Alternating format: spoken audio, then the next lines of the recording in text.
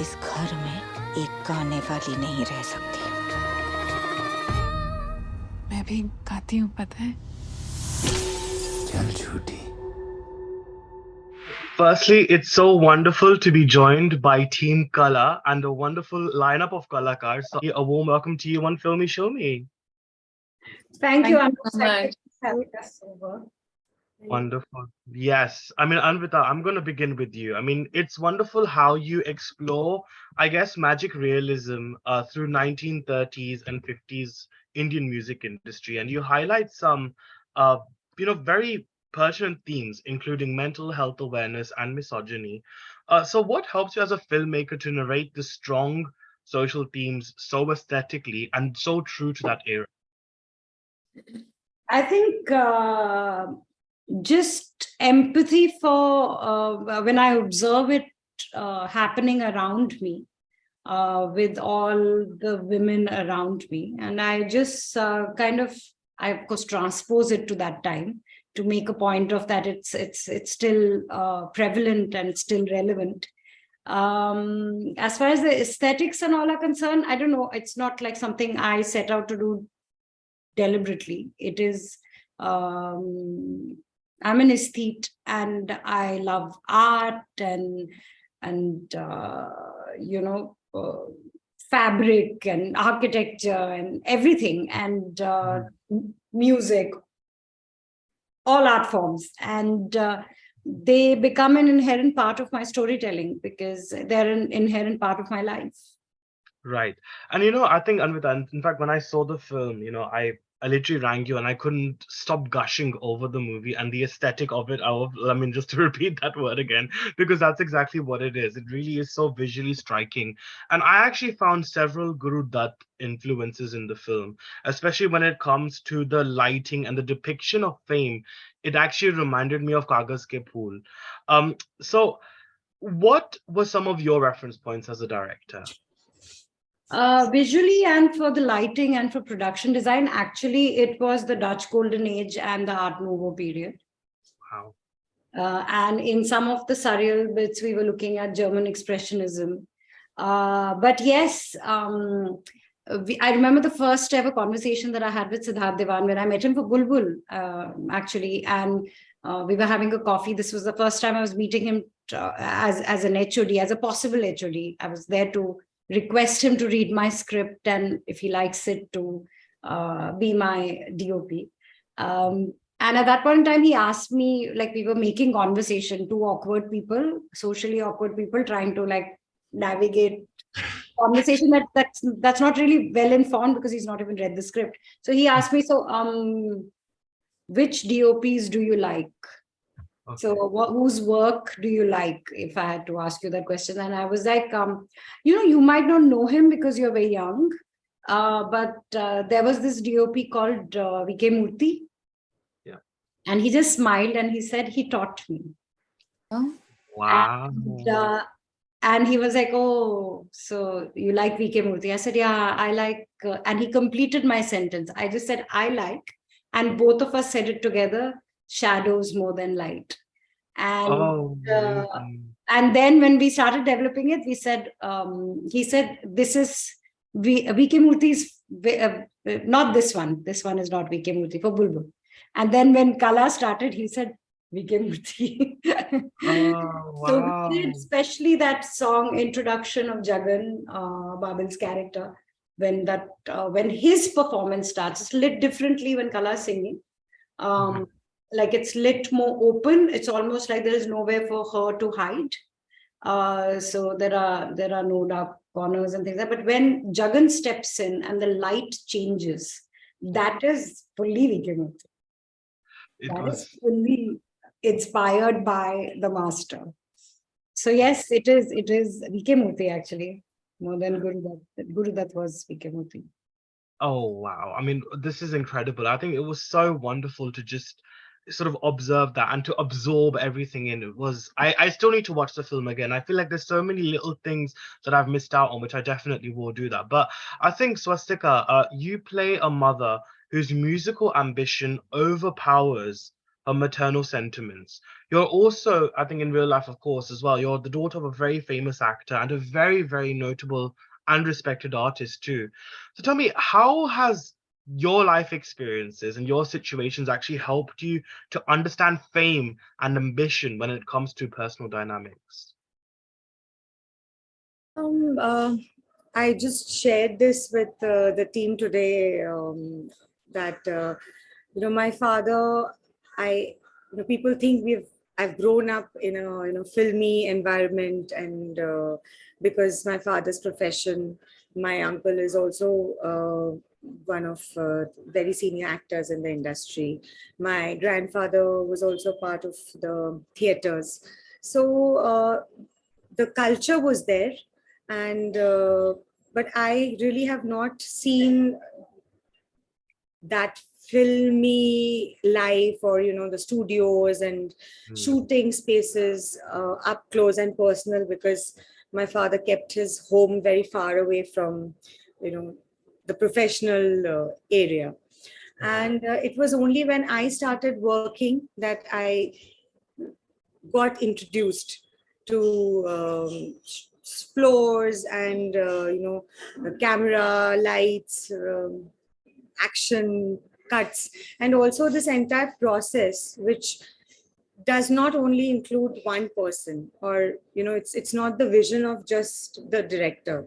It's also what he or she is being able to brief the entire team, and every person in every department brings their caliber also on board.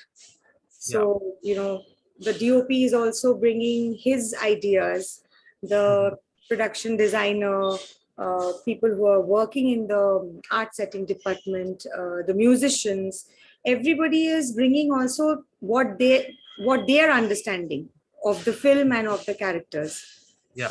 So yes, it's a fascinating journey of teams, and every time you do a new film or a new series, as is happening on OTT, you become part of these fascinating teams. You meet new people, you have new conversations, you're constantly working with co-actors, and if you don't if you don't get repeated, like the cast doesn't get repeated, so you're always working with new people who are bringing in new energy. And yeah, I mean, they are just strangers one day, and they become a part of your life the other day. So I feel, we always talk about how stressful and how pressurizing this profession is. But I think it is one of the most fascinating professions in the world, where you're constantly weaving stories. And as actors, we are constantly living lives of other people who Yeah. who till like today morning was completely unknown to me. And I meet the director, and I hear the narration, and I become a part of their lives and their story. And we are living those lives, and they stay with us. Even I don't think Urmila is going to be with me or stay inside me in her entirety. But definitely bits and pieces of her are going to live inside me for the rest of my life. Oh, wow. So, Wow. those stories will always stay within me. And I don't know, I may just, use her life and use that experience that I've had playing Urmila in also something else. It just gets all, it's all interconnected, and it becomes like a labyrinth of Sure. emotions and people and human beings, and it's all so complex but yet so amazingly beautiful. I'm glad you said complex, actually, because Tripti, your character goes through a rather disturbing arc, I think. I mean, it felt very unsettling. And it's very interesting how I've seen a lot of films which really deal with women and mental health this year. Like we had Gehraiyan earlier, we had, I think, Luckiest Girl Alive recently. So many movies that have had that. And for your role, I think I would love to know, did you have to also reflect on a dark space in your life to bring out the true essence of Qala? Because as I said, mental health is such an important aspect to her. It is, but I don't think I think when I was playing Qala, I was only thinking as Qala, and I was making sure that I don't, in any way introduce her to my life, or as we get introduced her to her life. But I think it was a lot of it has to do with the kind of prep we did for it. I feel when you're playing parts like this, it's important, not just parts like this, but any character if you play, I think it's really important to spend a lot of time to understand the person in and out, to know what the person's problems are, to know what is it that makes the person happy, what is it that makes the person sad, and what are the problems that the person is dealing with on a day-to-day basis. And when you deep dive into someone's life like that, you have to make sure that you are spending a lot of time understanding the person. So that's what it was for me and Anvita also when we were trying to understand Qala. We spoke about, I think, nearly everything. Her problems with her mother, her problems with Jagan, her problems in life, her trying to seek validation from her mom. But I think when you speak about women and mental health, I think it is such a sensitive subject, and it's something that needed to be handled with care. And I think Anvita has done it brilliantly in the film without making it too loud. it's there in the film, and I think we've done it. Yeah, and I think it's something that I think almost the entire world is dealing with, right? It's just that it's still considered to be a taboo. A lot of people are talking about it. A lot of people are still ignoring it. And I think, and I hope that through this story, people, when they watch it, they're able to understand that it is important to just talk. It is important to just, understand that someone can be going into if someone is in a dark place, because in our lives, we hardly pay attention to the other person. And I remember there was this friend of mine, and I've said, who was going through a tough time, was quiet most of the times, and I failed to understand what she was going through. I never felt the need to approach her or to ask her what was going on in her life. And even when she would talk to me about her problems, I would be like, I don't want to deal with this, please. I want to be in a happy space. I'm happy. Let me just, don't discuss your problems with me, please. Seek professional help. And I think through this film, if people are able to just, be more sensitive towards people who are going through something, then I think we are safe. Yeah, well, thank you so much for sharing that, Triptii. I think it requires a lot of courage to actually, speak so openly and, present it so beautifully as well as Anvita has, as you rightly said. But I think it's also interesting since we're talking about mental health. Babil, this is your first film, and you play a fresh singer who has a promising career in the film, and your role actually represents mental well-being among the male artists. And I think even now, I still feel, and it's really sad that, men's mental health is still considered a slight taboo in our society as well. So, I mean, how important would you say is vulnerability for an artist in public as well as the craft? I mean, in what way has vulnerability helped you in developing your character as Jagan? Vulnerability, just as an artist, right? Forget developing any kind of character. I think vulnerability as an artist is so important, because when you're vulnerable, you're letting the world hit you. You're letting life hit you. You're receiving life, you're absorbing life. And only when you're absorbing life and you're letting life hit you and shake you and make you go through what you're supposed to go through, what your journey is, without seeking any kind of protection from the emotions that it gives you. Unless you go through that, I don't think you can create, because I don't think you can be completely truthful to who you are and your journey unless you're vulnerable, unless you feel pain, So I think the biggest takeaway is to understand that life is not about running away from emotions, but learning what emotions are, how to deal with them, and how to create through them, how to absorb them effectively without, because of course, mental health for an artist is so important, because if you're not taking care of your mental health, then you're not sustainable.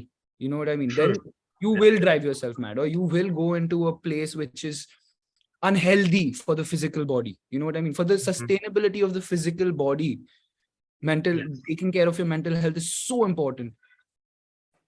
But not running away from your emotions and not running away from the pains and the anxieties and all of the emotions that we deem negative, I think that is absolutely essential as an artist.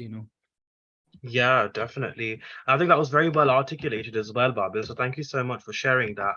I think, again, we're talking about flawed characters, and I think Tripti, I mean, from Laila Majnu to Qala, I think many of your roles have kind of been centered around concepts of suppression, strength, and longing. These are the three sort of pillars that I've seen in the roles that you've done. So what do these strands appeal to you as an actor? And do you find, I guess, to an extent, because I know you said that you like to obviously separate yourself from the characters that you play, but do you find that flawed characters help you to introspect on your shortcomings as a person too? 100%, I think, and I've said this before, I think every character you play or every story that you become a part of is there to teach you something about yourself. Firstly, you get to know of your limitations as an actor, Yeah, and true. second of all, I think it helps you look at life from a different person's eyes. Your sense of right or wrong doesn't have to make sense anymore to you. So you have to believe in your character's reality and make sure that whatever the character is saying is right, and even if the character is doing the wrong things.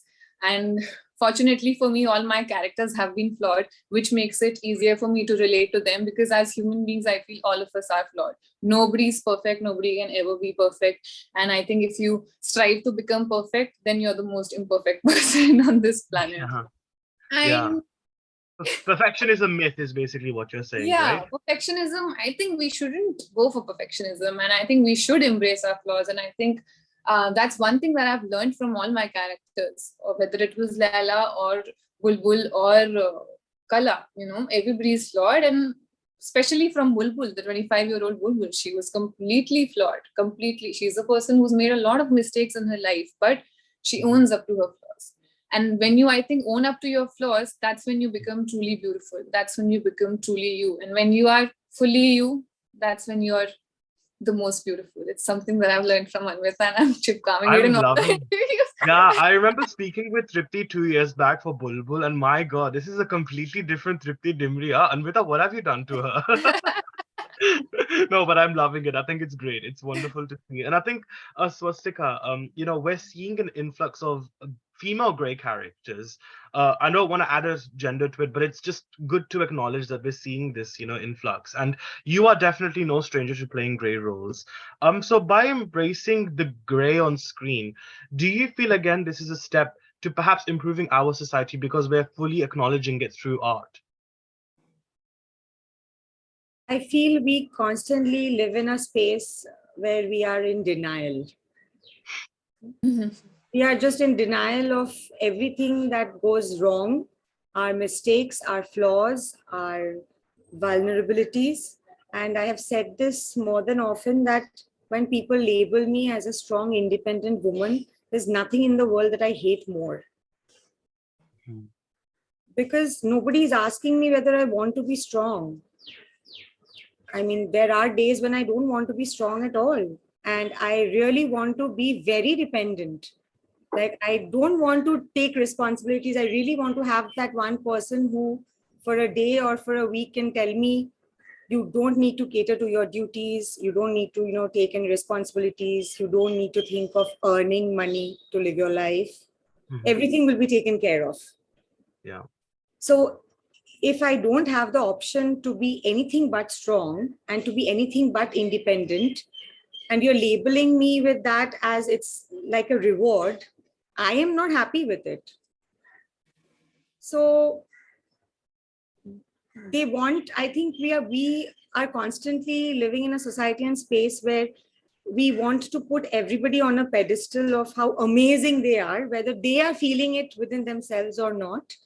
And I always feel that cinema is the strongest medium of art and expression, because it's the audio visual medium, and you can reach up to millions of people more than any other forms of art. And the more we accept that human beings are gray, and the more we depict them real and raw on screen, so the acceptance will also improve. Of course, we were never open or okay to see men doing domestic work maybe even 10 years ago. But thanks to lockdown, there was so much of conversations and dialogue happening that, if men are doing domestic work, you don't need to make it look like it's a big deal, because they are supposed to do it either way. I mean, why do you want to use it as a feather that मैंने आज बहुत सारे बर्तन धुए हैं घर पे, or I've like really cleaned the house, I've used a broom and done dusting, and I went to the market and I was cooking. So it's not only a woman's job, but that is how we have lived our lives. Our grandmothers have lived that life, our mothers have done it, and it's kind of injected within us that this is a job of a woman and this is a job of a man. So when a woman is working in an office, that becomes a big deal. And when a man is doing the household work, it becomes a big deal. It's happening both ways. So to normalize things around us and for us to become more accepting that, this is the way I am, and I cannot be doing everything on my own all the time, and I do not want the tags and labels. The more we talk about it, the more we show them and depict them on screen, and conversations will happen. So that's how the change is going to come about. And I feel it's great that women are doing it more. So absolutely. And she's telling the stories where she's not showing women as goddesses, but not just goddesses, but flawed goddesses. So right. So on a final note, because we have to wrap up, unfortunately, Anvita, this year female narratives have been stronger than ever on screen. In fact, I had written an article and I have noticed and identified in 3 areas particularly. That's fighting societal oppression, dreaming of utopia, and exploring, as we have discussed in this interview, every shade of grey. So given that such stories are becoming a focal point of cinema now, what do you think is next? What do you think is the next milestone in terms of the representation of women in cinema? It should be, there should be enough of it for us not to talk about it in the next interview. Nice, clever. Okay, I liked how you did that one. That was very good.